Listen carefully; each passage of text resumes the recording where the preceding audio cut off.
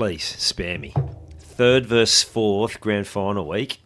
Have you spoken to anyone who thinks this is a good idea? To me, this will be the first World Cup we go into not knowing who's going to win. I think for the Roosters, this is a lot more than just 2 competition points. This is just a stamp a little bit of authority on the Panthers.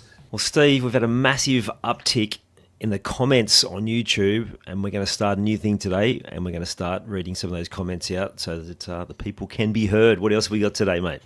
Mate, we talk about Volandis' idea of 3 verse 4. We give our ideas and some other options. And we start to talk about a few World Cup topics. We'll have a World Cup in the back end of October. Looking forward to that. And of course, we'll make sure we talk about our predictions and maybe some of the ones we didn't get quite right last week. But can't get them all. All right, let's dive into it. Yeah, so we've in recent weeks we've certainly seen an increase, and actually probably off the bat we're approaching 500 subscribers on YouTube. We need your help out there, people. We need you to click the subscribe button on YouTube in particular, or whichever platform you're on, but just specifically YouTube. If you're on Apple or Spotify, jump on over there, give us a follow so we can hit that 500 mark. That'll be superb. So yeah, we've had an influx. The Warriors fans in particular, they love it. Now, there's one in particular comment that was massive, mate. You want to read that one out now? Yeah, I thought it was pretty cool, mate. So at Bonnie Seymour, so appreciate the comment there. Just mentions here, boys, put this in perspective. They played the Warriors outcome on the news before the All Blacks in the sports segment. They've said here that it's never happened before. The NRL has a real opportunity to try and push to be the main sport in New Zealand.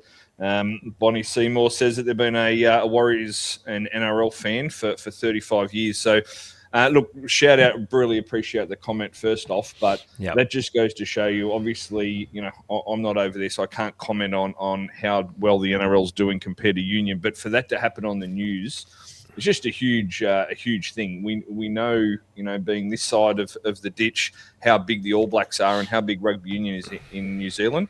So for the rugby league game to be gaining so much attention and traction over there is huge. And to your point, mate, the Warriors fans have been huge with us and supporting us as we've started this show. So good news for them and something that's pretty exciting for the future.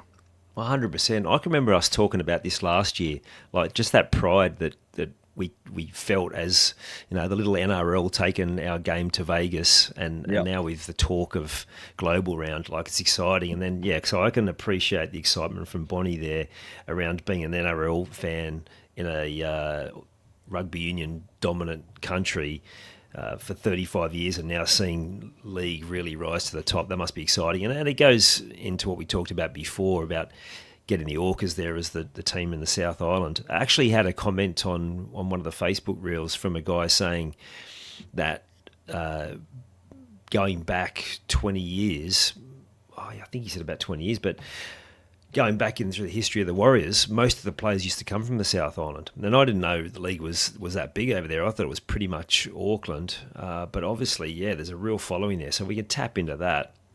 That's really exciting. So, appreciate the comment, Bonnie. We've also got Totoli Vale, 1767. I think he was referencing the title, which was Warriors sent a message, and he said 120%. Yep. Someone else suggesting Nat K, Penrith are out this year. Always had good depth, but this is probably a bridge too far. Yeah, you might actually be right. This is where their depth's been stretched. So, appreciate that, the comment there too. Another up the wires, Adam Sweet, thank you.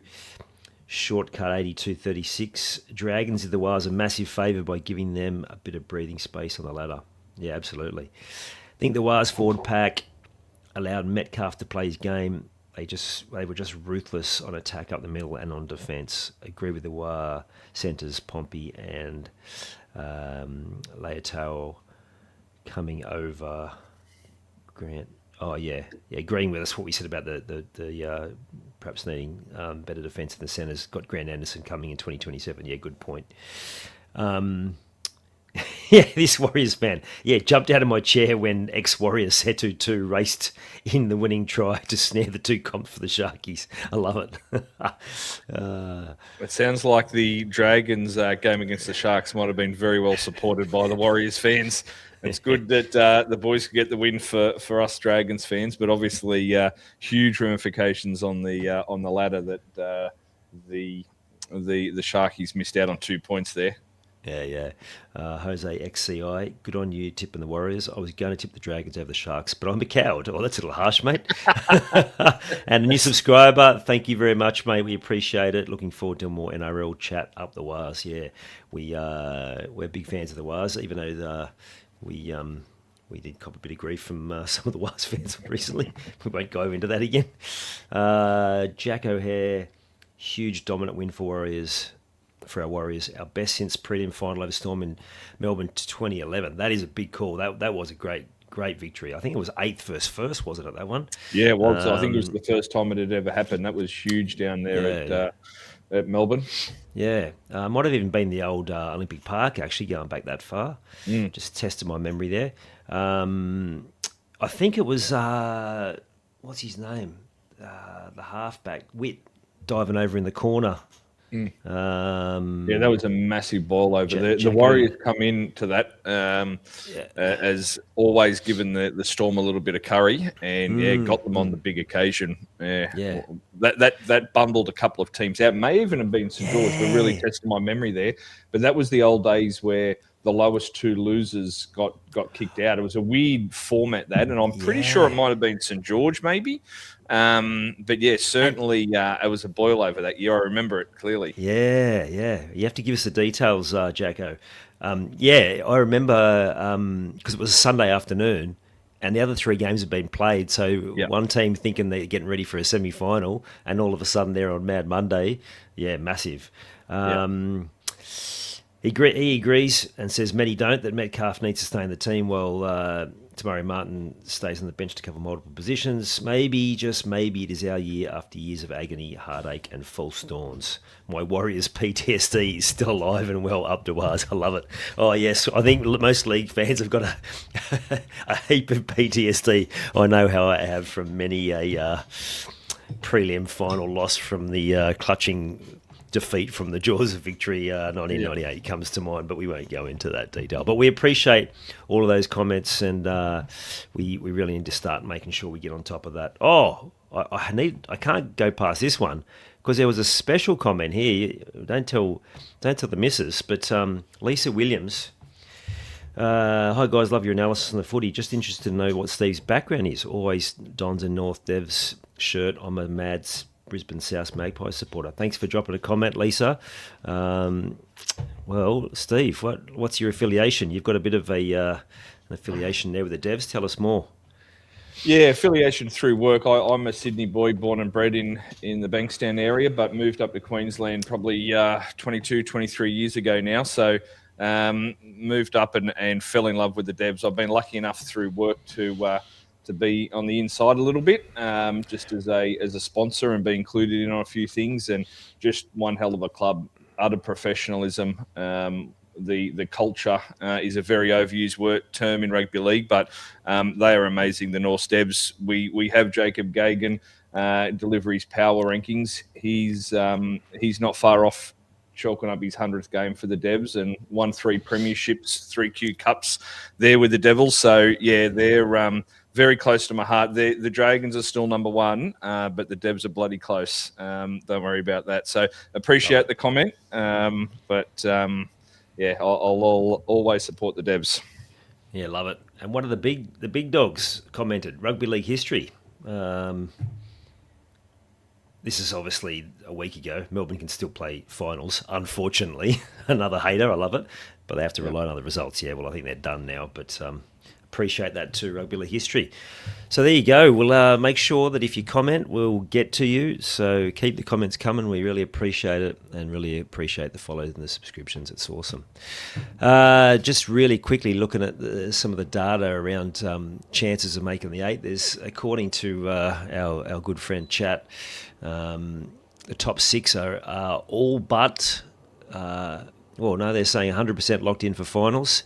And then they're given the Bunnies 81% chance, Cowboys 66, and the Doggies 41. Well, 3 into 2 don't go, so one of those teams is going to miss out. You called it. You thought the Dogs would miss out.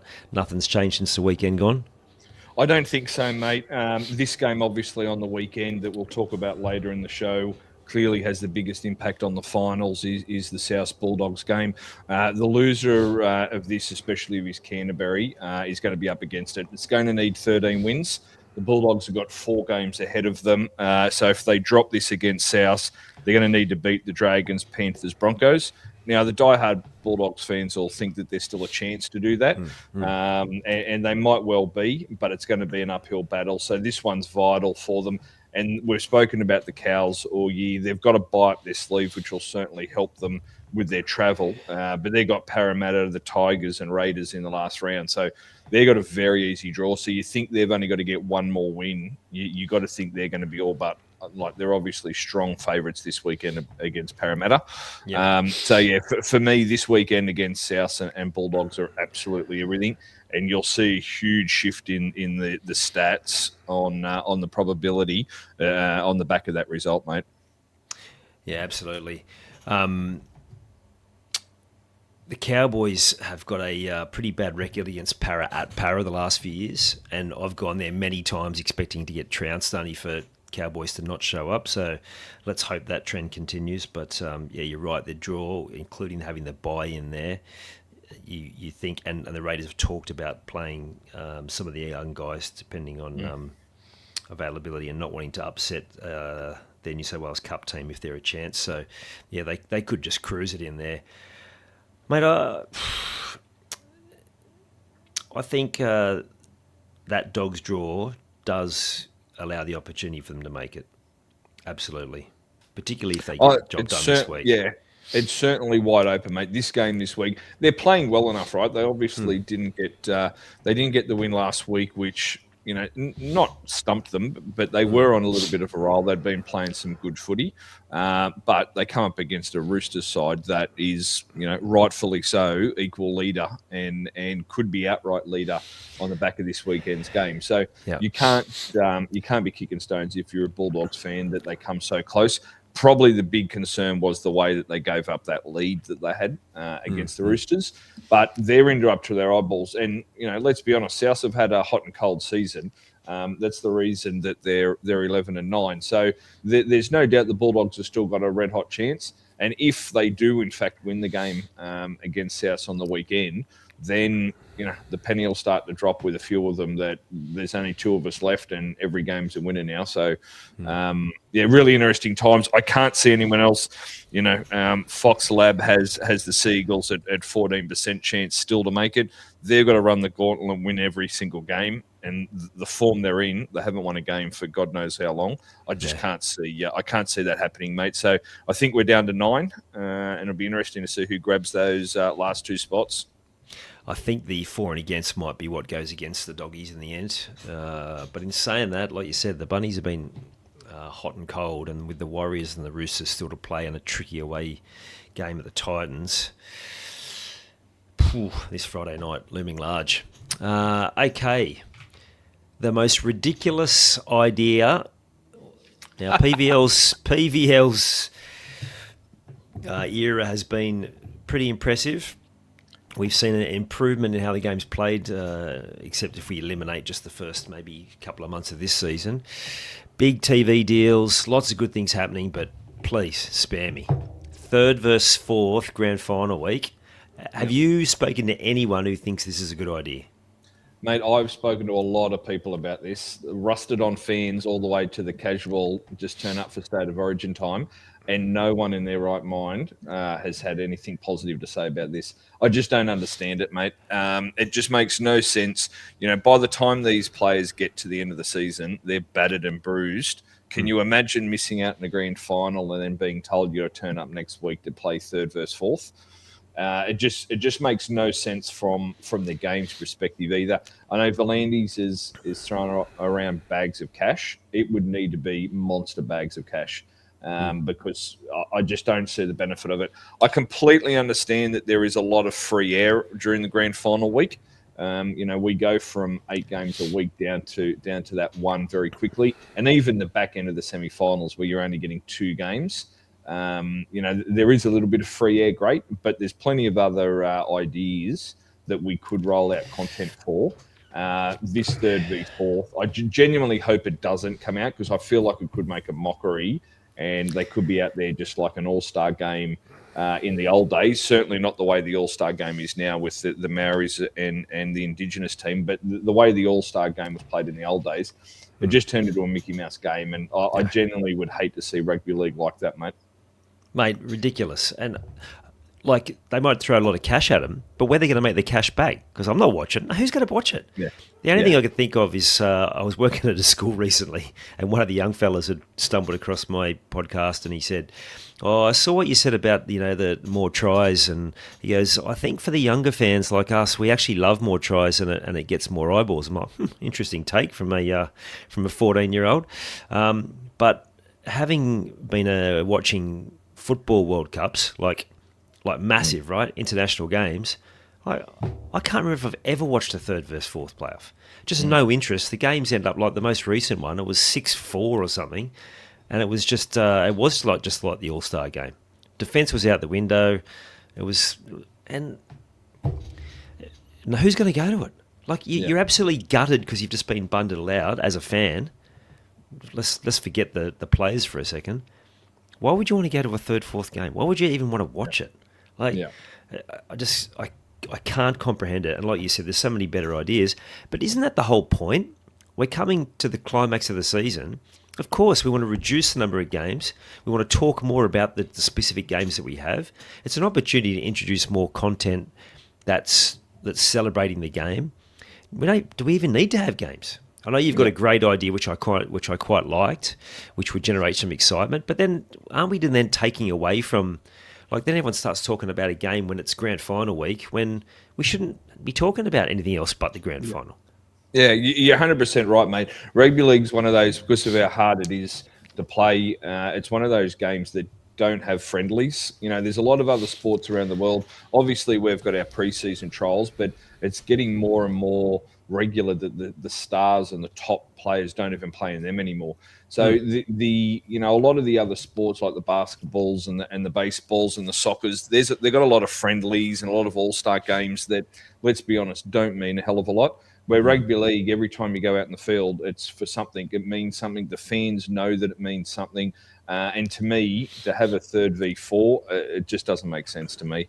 It really doesn't, mate. So I genuinely hope that he puts a pin in this, and we never hear about it again. Yeah, mate, it's the dumbest thing I've ever heard in rugby league creativity. Anyway, like you said, hopefully that is all we hear about it. Now, it's been mentioned briefly at different times, but it's particularly important now given how many injuries Australia's got. Never has the World Cup been more competitive. Now, with these Pacific Nations teams, now New Zealand in particular, have just built such a strong squad. They've got some injury concerns as well, but there's some vulnerability for Australia. Like, what do you think, mate? Like, do we still go in as favourites at this point? Look, you're going to have to see the final squad makeups with injuries and then a final availabilities. There's a number of players who, like Payne Haas as an example, who have changed allegiance in the last 12 months and will play for different countries than they have in the past. So we're going to need to really see that. But for me, on the surface right now, no. For the first time in my life, I can't see Australia going into the World Cup being favourites. Obviously, Isaiah Yeo would have been there and more than likely captain. If he doesn't come back from injury, that's another loss, and another loss in the forwards. Right, if you think all of the forwards that Australia has lost and will continue to lose with some of the players going back to their second tier countries, so they're still able to play Origin but go back to second tier countries in the World Cup. It's just going to change the whole complexity of the World Cup. To me, this will be the first World Cup we go into not knowing who's going to win. Traditionally over the last 3 or 4 decades, everyone's been playing to see who will play Australia in the final.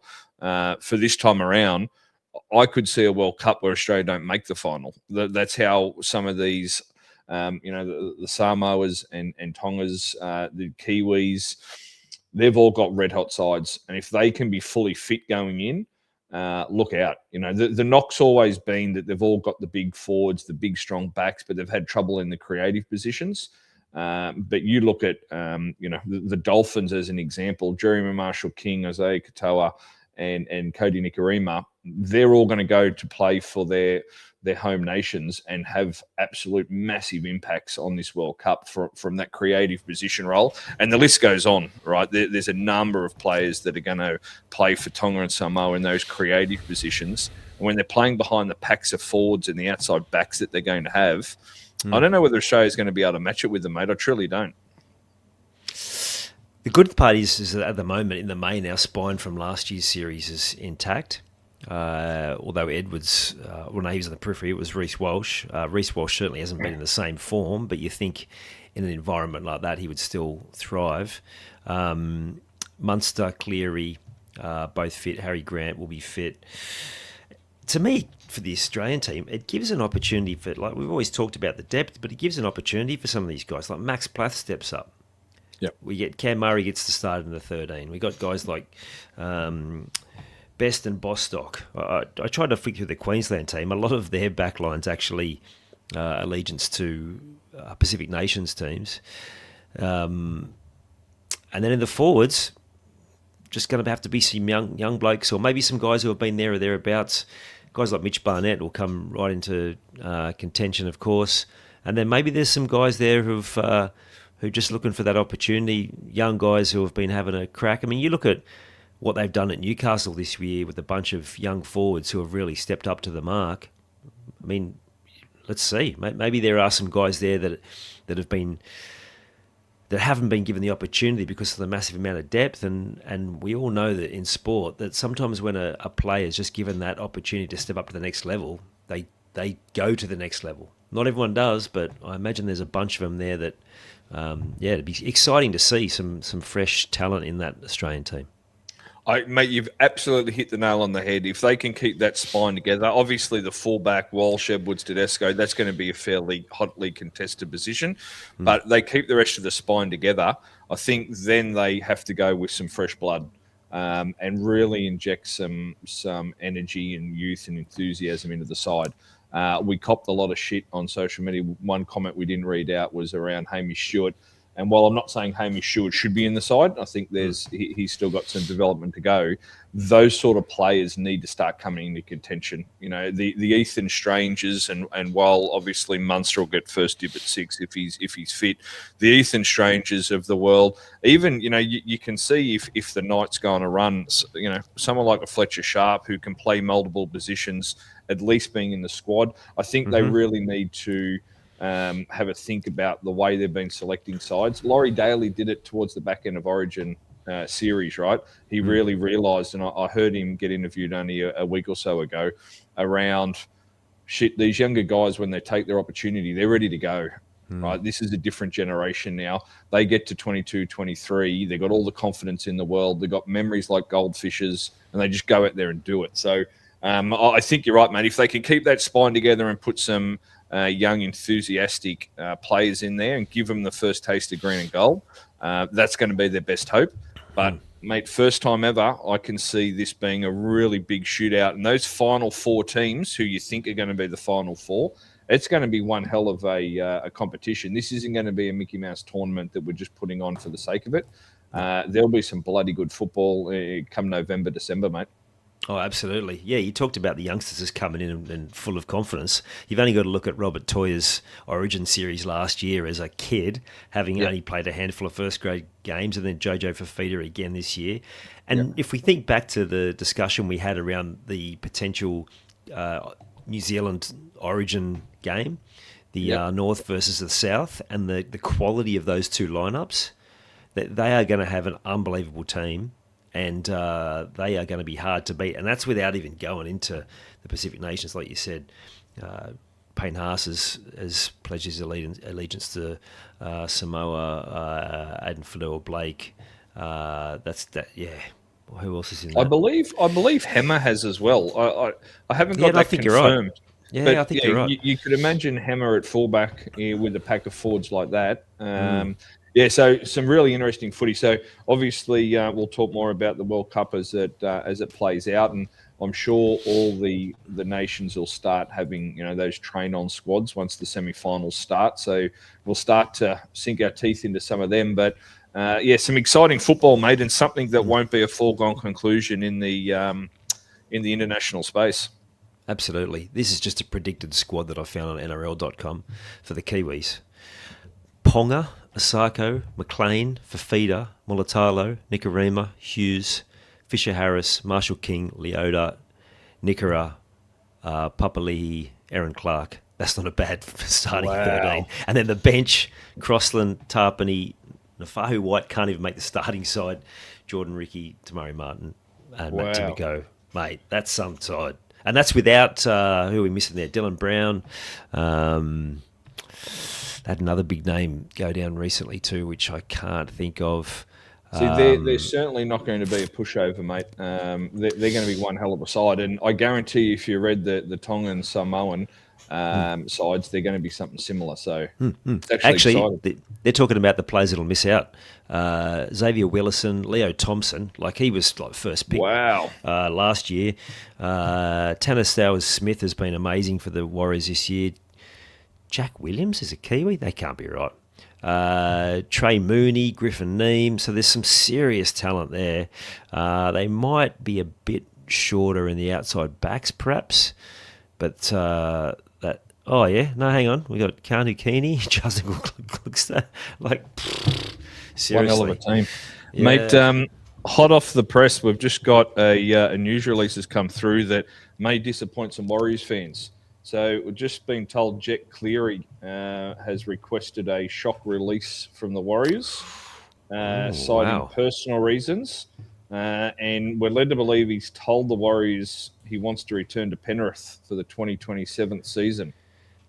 Interesting. So that is massive, massive news for the Warriors and the Panthers. So we'll know. You brought it up a couple of weeks ago. Jack Cole is heading to the Perth Bears at the end of the season, and obviously Blaze Talangi and Jack Cogger have sort of jinked and jive. Is this a way that Penrith are going to keep Nathan Cleary at the foot of the mountain, sign his brother, and keep Cleary in a package deal together? Or is Nathan heading off to the Chiefs? And they just replace one Cleary for the next production line. That is a monster story. So we'll certainly follow that through for Monday's episode. But that is a monster story for Warriors and Panthers fans. Yeah, and isn't that amazing? Given he's played no first grade, but it's the ramifications of what it potentially could mean for Nathan, for Ivan. Yeah, because I've been thinking about this a lot in the last 24 hours. Does the fact that Ivan is leaving at the end of 2027, is it because he knows Nathan's moving on? Is it because he's done? Like, there's just so many different thoughts, and you could spin it as they do on mainstream. They just make up stories. But, it is fascinating. But that is huge. Huge. Wow. Yep. Okay. Should we go back over what we said last week, mate, or you just want to move on? Well, some of it, mate. I'm embarrassed and have been kicked out of the St George fan club for saying that Cronulla were a lock to beat my beloved Drags, but I just thought Cronulla were on that much of a roll. I had to pick them for the lock of the week. I had to put my heart aside, but we spoke about that at the last episode. So if you didn't hear it, go back and have a listen. But I certainly got that one wrong. But the other games we were smack bang on the mark, mate. I certainly thought the Warriors Panthers would be game of the round, and we picked the Warriors. And that didn't disappoint from a game perspective as well as the result. That was definitely the game of the round, mate. Yeah, 2 out of 3 ain't bad. Yeah, let's hope again. Thursday night, Panthers Roosters. If we can get anything like we saw last week with the big game, this will be enormous. I think Huge. given that Panthers are without Yo, it's going to be a massive test of them to see which way they go, how they play. I noticed a comment from one of our big fans, Lyle, saying that the more that Nathan Cleary can get his hands on the ball, the more dangerous Penrith will become. Well, I tend to agree. It's still going to be a bit of a shock to the system. But on the other side, really, it applies a bit of pressure to the Roosters because they've been in form. They probably could have been better than they were against the Dogs last week, but maybe they had an eye on this game. But playing against a weakened team, which, let's be honest, the Panthers are without Edwards, Yo, and Kenny, they really want to win this and probably win it convincingly to really show the rest of the competition where they're at. Yeah, you're right, mate. So Edwards has been named in the 20 jersey, so it'll be interesting to see if he does come into the side. We should know that within the next hour or two as we're recording this, whether he comes into the side. But you smack bang on, mate. We spoke about Lindsay Smith probably being named at lock on the Monday show, and that's in fact what's happened. So I just genuinely hope for Lindsay Smith's sake and the Panthers' sake, they don't ask him to do what Yo was doing. He can certainly play that link man, and he has those ball skills, but for him to take that full role would be a huge task. To put on a young fella like that. So to Lyle's point and your point, mate, this is Cleary's show 110% now. Even if Edwards does come back in the fullback slot, everything's going to revolve around him. You mentioned a good one with the Roosters, mate. They've won 7 in a row. Obviously, 4 to go leading into the semis and then the semi-finals. So it would be a monumental effort for them to go through the whole season from here, from 7 wins plus, the other 7 or 8 games we've got undefeated. So I can see them dropping a game coming in, but they won't want it to be this one. Not only to make sure that they lock into the top 2, but just mentally, if you're the Panthers, after the season that they've had, since Origin, it hasn't been tremendous. They've had their games here or there, but if they lose to the Warriors and the Roosters 2 weeks in a row, Yo's out injured, I don't care how strong they are mentally, that just needs to start playing on them a little bit. So I think for the Roosters, this is a lot more than just 2 competition points. This is just a stamp a little bit of authority on the Panthers, because there's no doubt these teams will come up against each other sometime throughout September.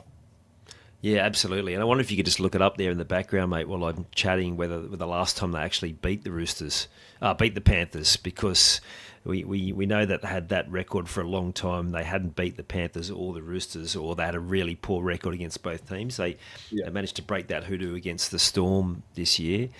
But it is come to that point where they really need to stand up and assert their dominance. The other game that's rivaling match of the round, the only reason it hasn't got it is because of that top of the table clash. The Dogs and the Bunnies. The only concern here is you just don't know what you're going to get with the Bunnies, and they've had their problems with injuries, and it's no different this week, even though Campbell Graham now returns. They've lost Ashton Ward. I read with interest today that there was a few people mentioning that Jaden Sullivan hasn't exactly set the world on fire, and Cody always plays much better when he's got a really organising halfback playing inside him. So that may be a challenge. You can't deny the form that Walker's been in, though. So this could be a cracker. And as we talked about before, huge ramifications for the makeup of the final 8. Yeah, spot on, mate. This in and out for the Rabbitohs has read like this every week for the whole season. They've had 4 or 5 injured, 4 or 5 coming back in throughout the whole year. It has just been an up and down merry-go-round. Poor old Tallis Duncan's played in the centres. He's played on an edge. They've moved left and right for a number of players, so it must be very challenging for them. But they keep on finding a way, to get there. I 100% agree. Jaden Sullivan is very much similar to Cody Walker. He's a bit more of a run-first creative sort of player than he is a structured 7. Losing the halves like they have over the year hasn't helped them, mate. They need someone just to guide them around the park, not be too dominant, just get them into the right sections and then let Cody deal with what he needs to on that left side of the park. So, yeah, Jaden Sullivan, while he's certainly a first grader, it's going to be a dent to have him out. The flip side of that, mate, is Statili Tupanua out for the Bulldogs. So the poor fella had been out 4 or 5 weeks, come back with a hamstring and did it almost straight away again. So that's a huge loss. You've seen the increase that Kikau and Preston have made on the edges for the Bulldogs, and to see Tupanua come back as well. They were just starting to get on that little bit of a roll around. Okay, we've got our full pack back, just mentally. So he's going to be a big loss, even though they hadn't had him for a while. He's going to be a big loss. You know, we spoke last week about the back rowers from the Roosters and the Bulldogs, and whoever dominated was going to win the game. Well, both Fekete and CL Wong scored tries for the Roosters and they ended up getting the win. For me, this is equally as big a section of the park this weekend. The Bulldogs back rowers are going to come up against Fafita, Elliott, and then obviously with help from Kalamatangi and Murray there. That's going to be a really important part. You know, for me, Elliott's more of a middle forward, but the injuries have dictated he's got to be out there on the field somewhere. So Preston Kikau coming up against Elliott and Fafita, I think is going to have a huge impact on this game. And I give the edge this week to the Bulldogs, mate. I think the Bulldogs will do them, and I think that could throw a bit of a spanner in the works for the top 8 for the Rabbitohs. Yeah, absolutely. Kalamatangi was grabbing at his knee. He did a PCL earlier in the year. So he got through a massive chunk of minutes, but he wasn't probably as effective. I'll tell you who really did stand up. David Fafita had probably the most amount of hit-ups I've ever seen him take. He wasn't that massive tackle-busting best that we've seen where he just grabs the ball and swats people away. But his work rates increased, which is what and what people want to see for him. I just wonder whether it takes away some of that ad-lib stuff, but you can't have everything, right? And people got to be careful what they wish for. Certainly, if I was Bennett, I'd have Kalamatangi, put him in Cotton Ball for the year, mate. They're done. Save him for next year, and let him work his magic for the Dragons, mate.